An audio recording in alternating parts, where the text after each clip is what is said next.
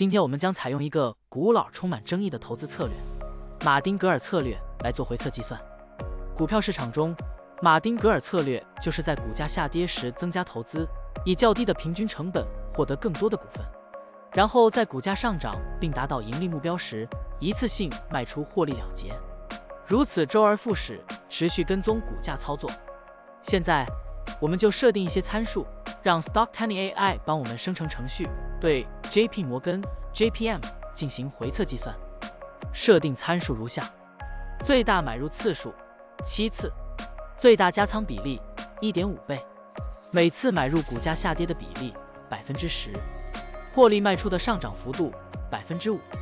运行时间从2023年1月1日到2024年5月2日。交易手续费设定为 0.10%。好了，按照上面的设定，程序运行的结果是累计交易21次，期末持仓价值10.2009.98元，盈利 2.01%。相比持仓不动，多盈利负 39.83%。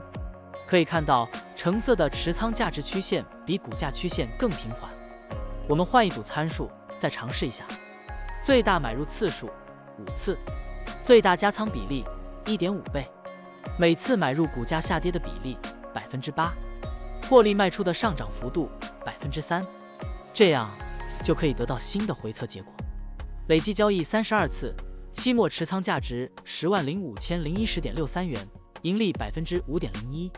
相比持仓不动，多盈利负 36.83%。股票的波动特性不一样，盈利效果就不同。参数设定不同，盈利效果也会不同。怎样找到最优的组合呢？请评论区留言，让 Stocktiny AI 来帮助你。股票调优 AI， 利用 AI 技术赋能您的股票选择与操作。本站内容不构成对任何人的投资建议，您应当基于自己的独立判断做出决策。